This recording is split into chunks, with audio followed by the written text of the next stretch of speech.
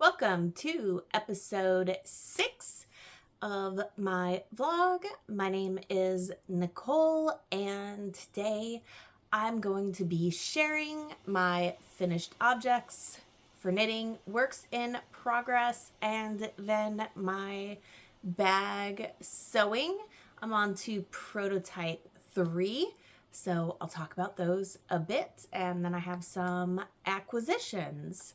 Today is Tuesday, May 12th. It's about 3:30 in the afternoon. I did open the window, so I'm gonna cross my fingers and hope that the wind isn't too noisy. So, to start, today I am drinking, I love this mug, it's huge. It holds like 18 ounces. It's just a vanilla rooibos that I keep stocked from Gong Fu Tea in Des Moines. So they are in the East Village there. I used to live in Des Moines, so I've been buying tea there for a very long time. And they have a few basics that I always keep stocked. All right, let's dive right in. First one, nice and blocked. Let me find the ends. There's the corner. This thing turned out huge. Oh my gosh. Yep, it ended up being 103 inches and 34 deep. So I'm gonna move this back as far as I can and stand up. You may need to go this way. Did not think about that. So here, I'll move to the side. It is huge. I love it. It's so soft, right? Because it's a camel silk blend for the yarn. And it is very, very asymmetrical. In this, I think I might tie a knot in there, shorten that up a bit, add some weight, but then it just drapes beautifully.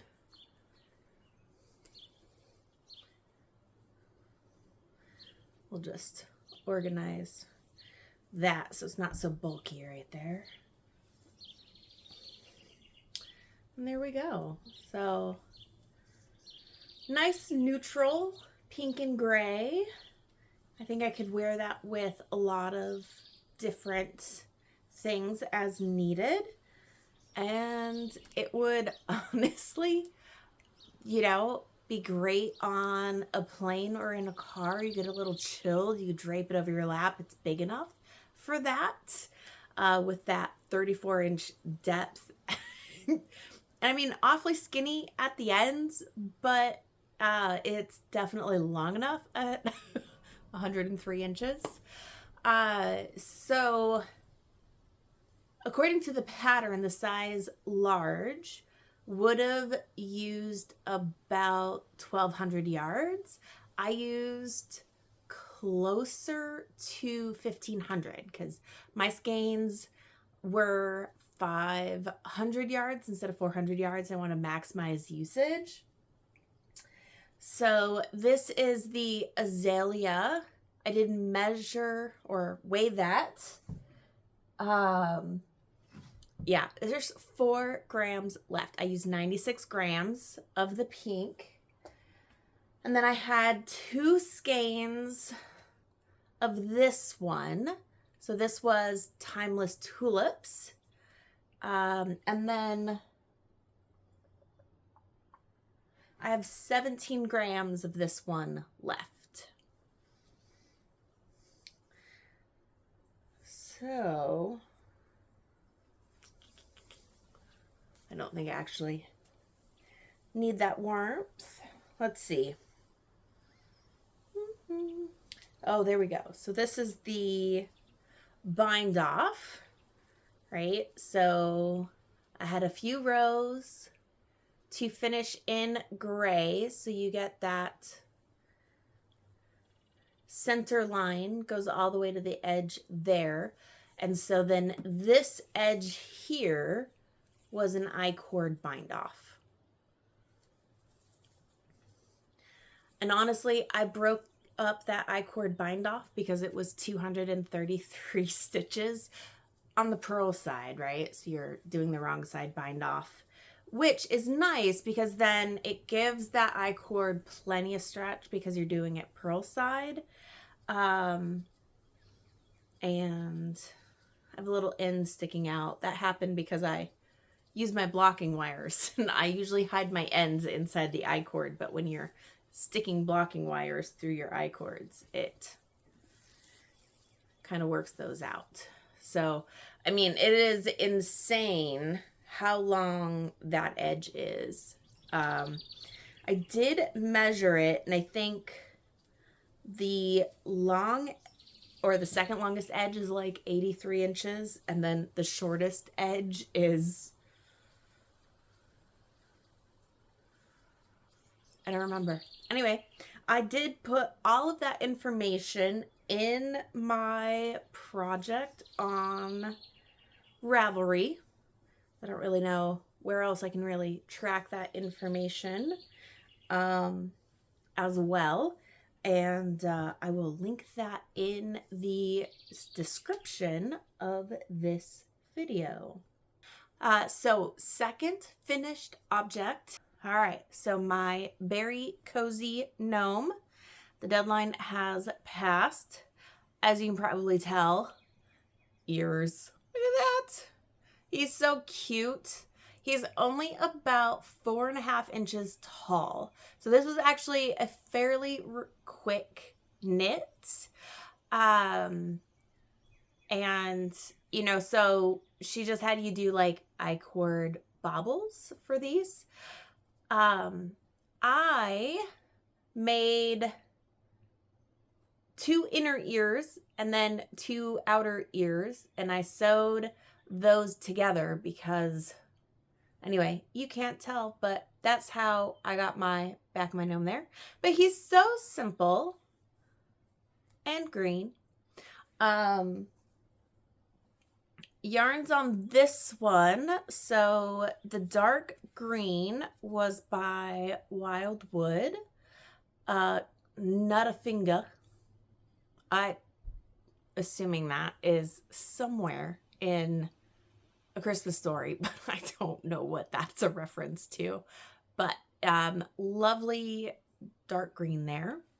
And then, oh, so that's about 10 grams left. So use about 10 grams of that. And then only use about 5 grams of Winter Shrubbery. This is by Leading Men Fiber Arts in their sock. It's their basic sock yarn. I get their monthly minis, so it's just Showstopper, I think, maybe. Anyway, so plenty of, I mean, I could knit it again and reverse the colors. It would be kind of fun.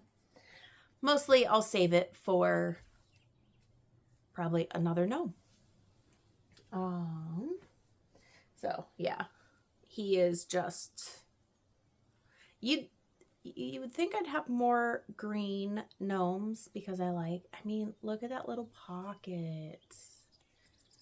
Now this I-cord exchange where you changed from the natural to the green was a little wonky, which is why his arm stays in the pocket. Kind of hides that. Yeah. So I have some other gnome that I have in progress. I think 3. So he makes me want to finish those. well, one I'm going to rip out and knit it smaller. But the other two, I think I'll finish. So last year's like October gnome, I was doing a witchy version of that one. You had the option to do witchy or pumpkin-y. And then the first year of Jimmy Bean Grimblewood, Gnomes of Grimblewood, that first year, I have kits for all of those, and I've only completed 2, I think. So I know one is started. So that is the end of my finished objects for knitting. So now I'm going to dive into my works in progress. I don't think there's anything new since my last episode, but I've definitely made some progress. I did give my staple tank some extra attention. So it is ready.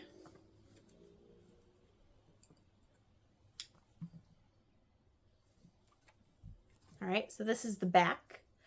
And so this is actually like the stopping point for the back. Next step is to pick up stitches to start the front.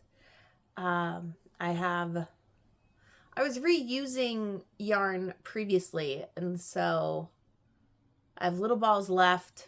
I don't know where those little balls came from, and then I had to, right near the end, they just both ended at different times. So getting those, using up yarn, weaving an end should be all right with that. Just go opposite directions, fingering weight in. Knitting how double. Anyway, I think this will be super wearable because it is mostly cotton. So it's a blend of these two. So this is the organic cotton fingering. It is super soft. Right? It's just, there's zero elasticity in it. Zero memory, but super soft. And then this one is the vegan sock, which is tencel, cotton, and elastic. So I'm hoping the 20% elastic in this is enough to give it some memory. We'll see. Never know unless we try. If it's supposed to work for socks, it should work for a top, right? My gauge is a little under, so it's supposed to be 19 inches and 4, and I'm at 20. So I expect this will end up, I'm knitting a sock following the directions for size 7, but I expect it will be closer, which I think is a 36. So I think this will be closer to like a 34.5, which is fine because my upper bust is 37. So it's only about 2.5 inches negative ease for a fitted tank top, is actually not that much.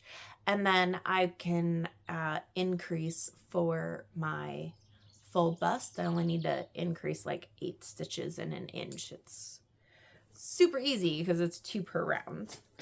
All right, the next one that I'm working on is the Attagirl top. So it is a short sleeve mesh sweater. It looks so big, but honestly it's not, right? It's raglan shaping. It's supposed to be about 4 inches of positive ease. And my needle's not long enough, so I did put the back on a cord keeper, just so that I could show off what that is. I don't know that I'll have it done by June 6th.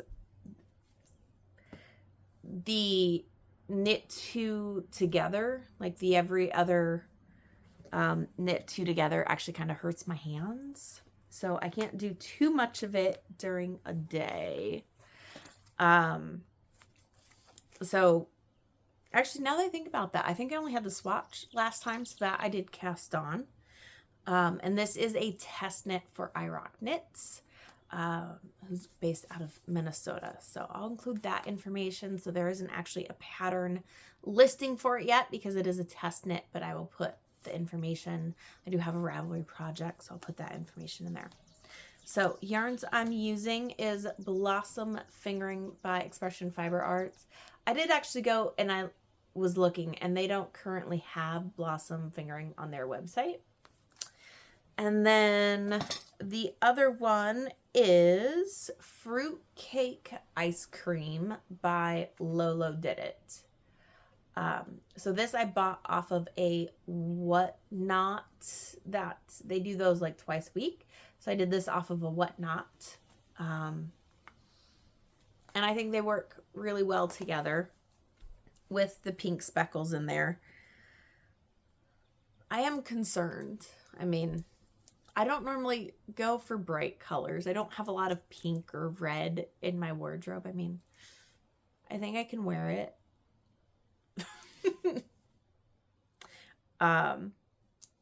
Anyway, so it's pretty. It's so soft. I can definitely say that. But I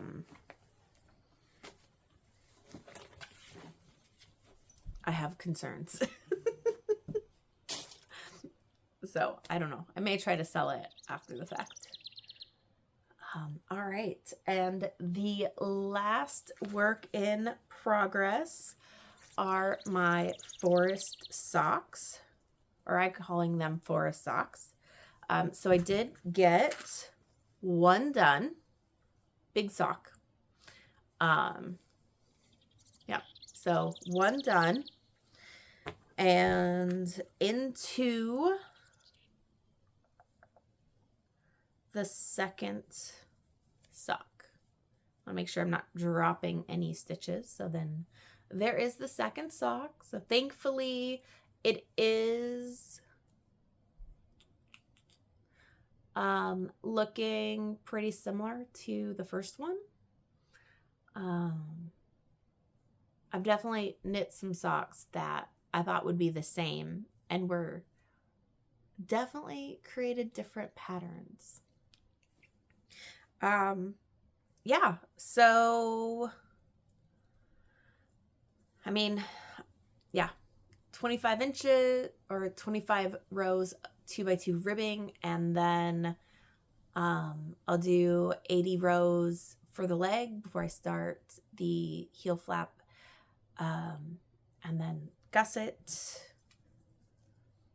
and then I did 87 for the foot. And then I'm using 78 stitches. So I know it's, so I pretty much follow the Crazy Sock Lady, but I do a slightly larger size. I do that extra 4 stitches. Yeah. So I just do an extra 4 stitches, and really the only difference is where I put it in the toe. So, or where I put it in the heel and what I do with the toe. So my heel turn is a bit wider because I have 5 stitches in the heel turn instead of 2, or I'm sorry, it's 3. So typically it's 3. I have 5. And then for my toe, because I have 4 extra stitches, I end on 10. So I end on 20 instead of 16. So I get a wider toe box, which is fine. I think he would benefit from anatomical toes, but he doesn't seem interested in that. So anyway, so work way on those. I would hope to have these done by the next episode, so 2 weeks. We'll see. I doubt it, but he has already picked out the yarn that he wants for his next pair. Let's talk acquisitions. I'm going to start with what I actually bought. I think this one came in the day after I recorded my last episode. Ooh, all kinds of stuff in there. All right, so again, sock yarn from Lolo did it. This is on their new BFL sock base. That Forrest sock is superwash BFL, and I'm really liking the way that it feels. So, and then the colorway is Revenge of the Fifth. So I'm loving this. So this was part of their Star Wars collection. It's no longer available to order. But I love that it's like a rainbow of colors in the dark fabric. So I definitely have had yarn that's like white full of speckles. So I'm definitely going to knit this up into socks for myself because I love it. I'm saying too much. They put all kinds of stuff in this little bag. Oh, I do love my soak yuzu. I don't remember what was in this little envelope. Oh, it's just some light bulb stitch markers. I do love my light bulb stitch markers. I think I need to give this to my sister because I'm not against crochet. I knit. And a tape measure. Because I always seem to lose them. And then this little tasting skein. Fortunate Sun on their Dreamy base, which I believe is MCN. And they're about 5 grams. So I have this one and then I have that yellow one. And my thought is I have some 5-gram minis that I got when I used to do row 1. So that is essentially also a yarn tasting subscription. Every month you get a different dyer and you get 10 colors. Technically, there's a total of 20. If you wanted to get 2, you could get all 20 colors. And so I used to do that for a while, but after a year I stopped because I hadn't used any of them. So my thought is that I will do a sweet shop.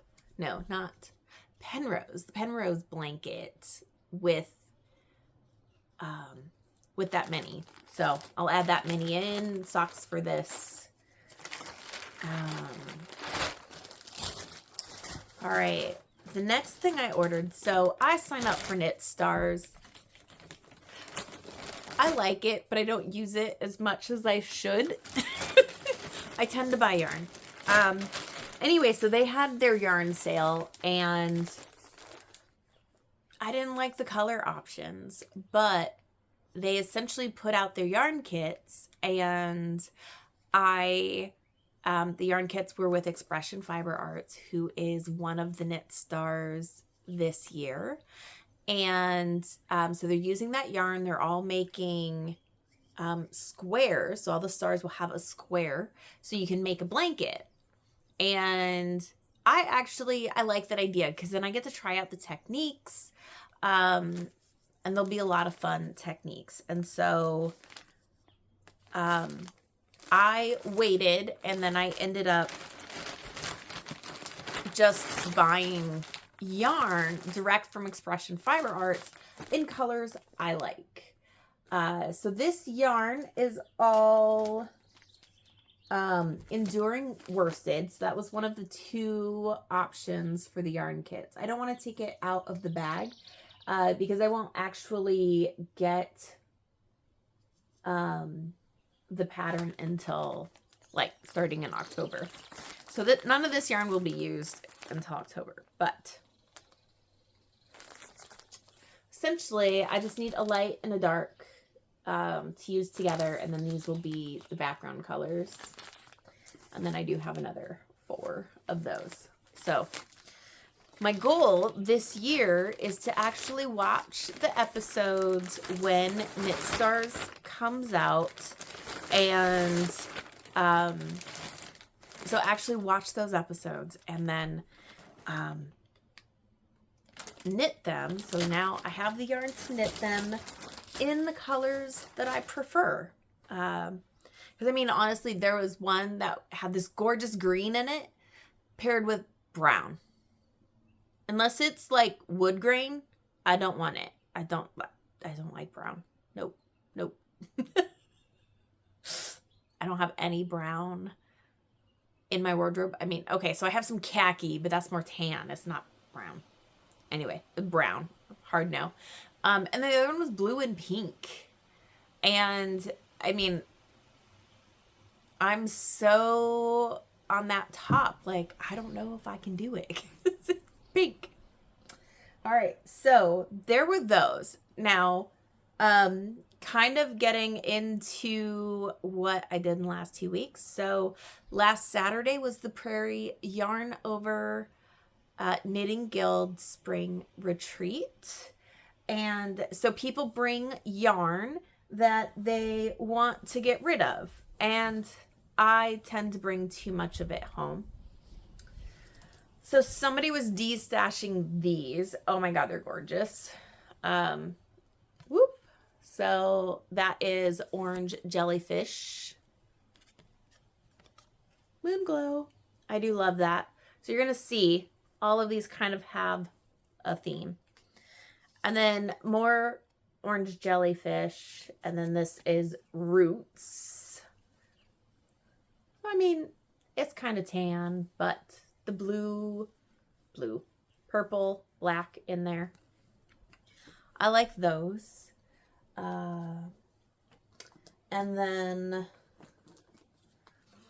I found this purple, which is just Knit Picks. This one didn't have a label, but I'm assuming it's also Knit Picks Stroll. It's about 36 grams.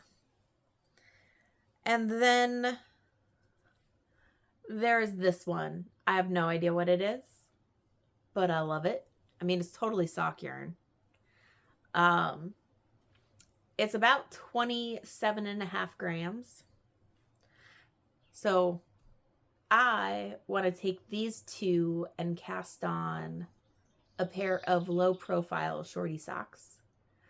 And then I'm going to write the pattern as I do it. And then I may write up a pattern because I haven't seen any shorty socks that fit the way I want them to fit. And honestly, even the socks that I buy at stores don't fit the way I want them to fit. So that is why we make our own things, so that they fit the way we want them to fit. All right. And then I picked up this one. So this one is like an Aran weight. There's a nice price sticker I can't get off on that, but it is superwash wool acrylic, 194 yards in 100 grams. So Aran weight, heavy worsted. I should be able to find a fun cowl to knit with this. It's not too rustic, but it's not super soft either. And finally, I got 3 of these. And so Brenda bought these back from her knitting guild in Arizona. So she spends part of the year in Arizona and part of the year up here in Iowa. So 3 of these, which are a mix of mohair and acrylic, 50-50. So it comes out as a DK weight. And I think I'm going to try, because they're 50 grams, 164 yards. And I think I'm going to try the Holt Cowl by Alicia Plummer. I believe that's the name of it that I was looking up. So, soft enough. It's good gray. But I think it would totally work for that with that fuzziness. So, like I said, 3 of those. So, those were somebody else's de-stash. So, it's quite a lot, but it didn't cost me anything. I think it's more just like we want yarns we're not going to use. I mean, even things like this, right? Partial skeins. They may have already knit socks out of them, and now I'm going to use them to make a pair of shorty socks held with some white, and I think that will look great. Okay, let's talk about the bags that I'm prototyping to sell. All right, here's prototype number 2. I'm actually pretty happy with this one. Pretty happy. So you can see there's the bottom, little box bottom. I definitely, like, I ended up having to hand sew some of it. So I was like, okay, we have to figure out a different way to assemble this bag. So this is the bag that I had my Forrest socks in, kind of testing that out. What I like about it is, so there's a pocket in here. So in that pocket, then I have my yarn tag. I have my little ring markers. I don't think you can see those. But then I also, because I mark, I have my little light bulb markers. So then those are all in the pocket, easy to find because they're in the pocket. And then when I get to the toe, I will switch to double pointed needles. So then those are just in the bottom of the bag.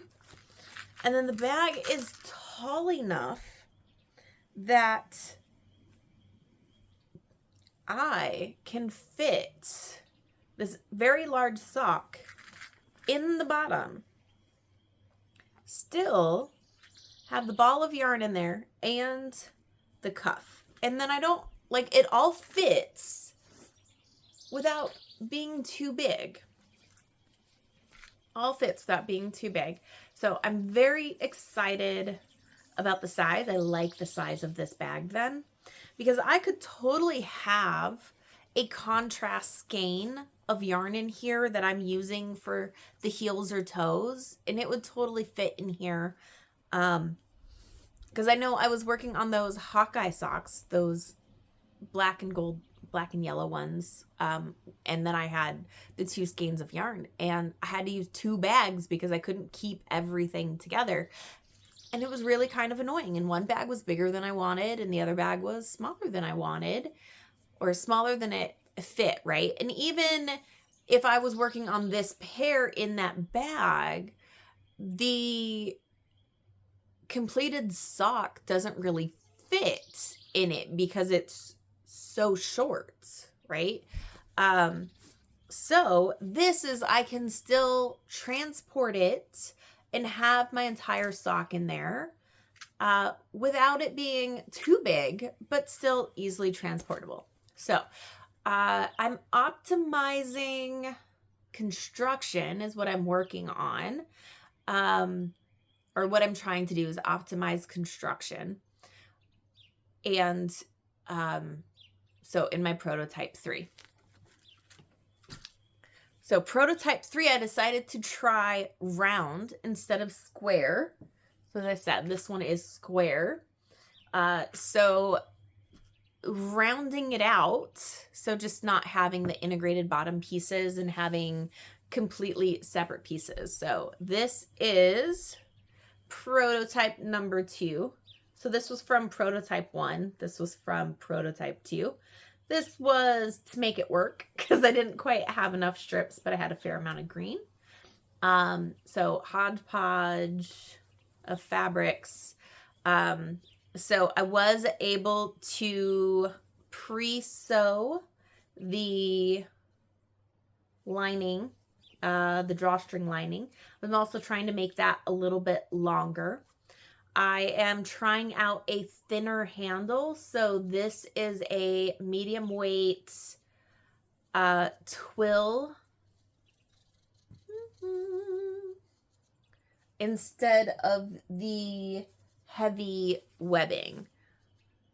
Honestly, I don't have a problem with the webbing. I just wish I could get like a medium weight, because what I ended up finding was all heavyweight and most of the medium weight is nylon. I really want to stick with cotton. And so that's, and then I did end up getting some skinnier macrame cord. I don't know that the macrame cord will work for this, but trying macrame cord, just because this cord, which is listed as 3/16, just it's really thick. It was really hard to get into this casing. I had to make it bigger. So I'm hopeful that the macrame cord will work, and then it's thinner as well, so it won't take up as much space in the drawstring casing. But I've had to pull out my geometry skills. My husband has a protractor, so have some poster board here, so it's heavyweight. I don't know if you can see that circle. I'm like, isn't that circle is just, it's so perfect. It is so perfect. It's like, why don't I own one of my own? I don't know. Why does Jeff own one? I don't know, but I'm very thankful he has one. And so you can do very minute turns there to change that, and it just goes in and out. So I thought I knew what the outside circumference of this bag was, but it ended up being a little smaller. I had to trim off like, if you could see there, I trimmed a bit of it because, well, I'm using scrap things, and it didn't all line up, so I had to make it a bit skinnier. Noting that I'm trying to test process. So the other thing I'm trying, so on the previous bags, I left the opening in the top. And so this bag, since I decided to just make it a circle and I don't have the integrated bottom piece, then I just did one piece. So it just has the one seam. And then I left the opening here because I will sew the circles once I, get the right size circle, right sides together. So then the bags will be completed, and I will need a way to turn it right side out. So I think this bag will be really cute. I just have to see how big of a pain in the butt it's going to be to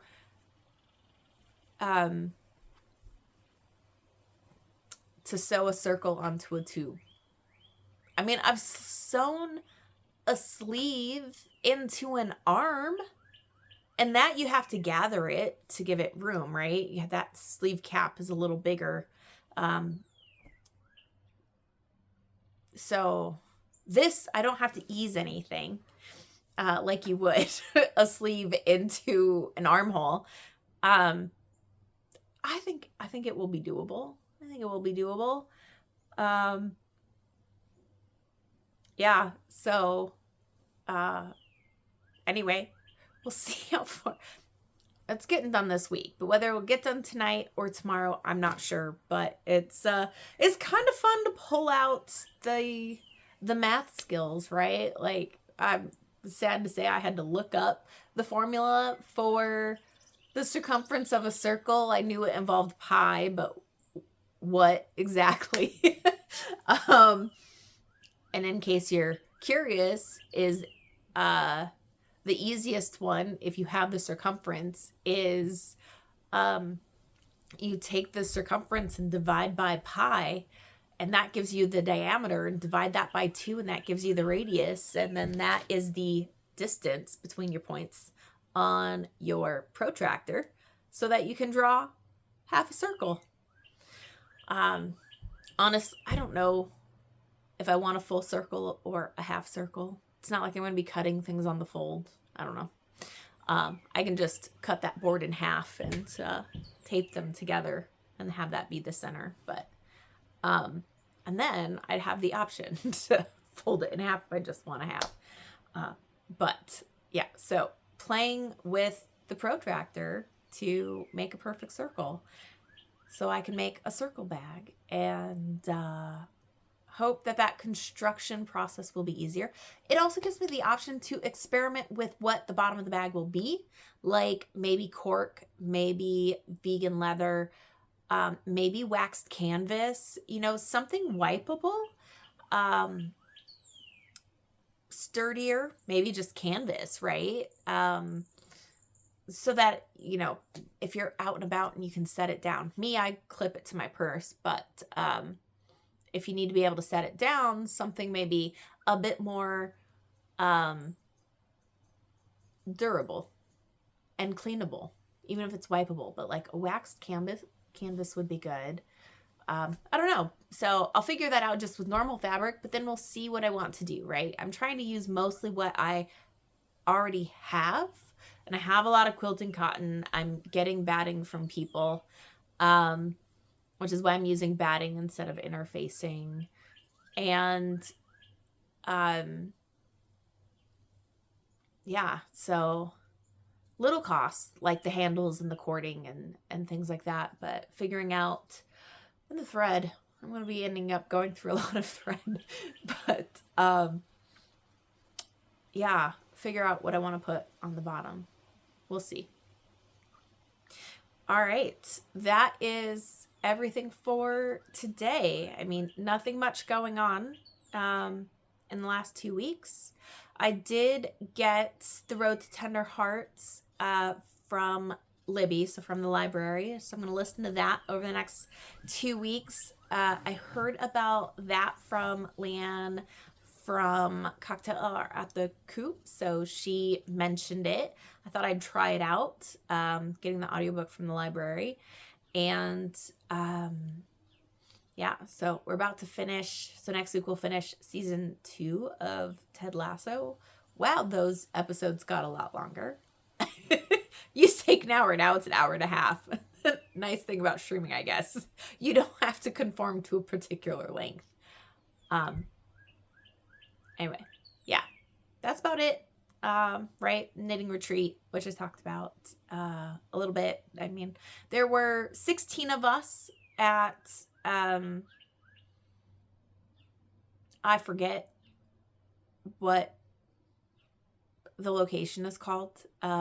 It is off of Boyson Road up in Hiawatha. But they have a nature area and they serve lunch, and so the next one will be October 3rd. And yeah, it's lots of fun. We all bring treats, and so we snack all day and, de-stash yarn to see if somebody else wants it. What generally isn't taken, picked up by somebody, then is taken to like crowded closet to, where people can get craft supplies at a discount. I should check it out sometime, see what I could get for like, ooh, I bet I could find cork and canvas and stuff there. They have fabric, just small bits so I could play. That's a good point. I might check that out. Anyway, well, thank you for joining me. I really appreciate it. And I hope you all have a great rest of your day.